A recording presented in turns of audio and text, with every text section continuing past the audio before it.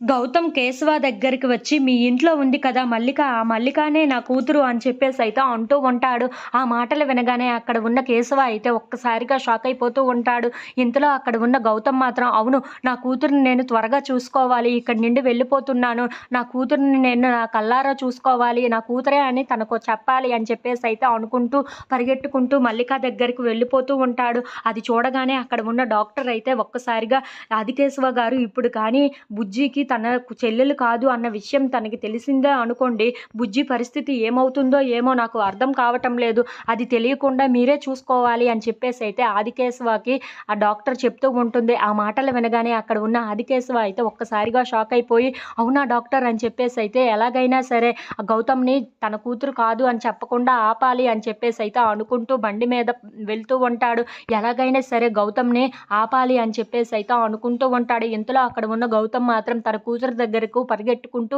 "మల్లిక వచ్చేస్తున్నాను, నీ తండ్రిని నేనే, వచ్చేస్తున్నాను" అని చెప్పేసైతే పరిగెట్టుకుంటూ వెళ్తూ ఉంటాడు. ఇంతలో అక్కడ ఉన్న కేశవ మాత్రం, "గౌతమ్, గౌతమ్ ఆగు గౌతమ్" అని చెప్పేసైతే అనుకుంటూ గౌతమ్ వెనకాతల బండి మీద వెళ్తూ ఉంటాడు. ఇంతలో అక్కడ ఉన్న గౌతమ్ ఇంటికి వచ్చి, "మల్లిక, మల్లిక" అని చెప్పేసైతే గట్టిగా అరుస్తూ ఉంటాడు. ఆ మాటలు వినగానే అక్కడ ఉన్న మల్లిక అయితే, "ఏంటి ఇంత గట్టిగా అరుస్తున్నావు" అని చెప్పేసైతే గౌతమ్ దగ్గరికి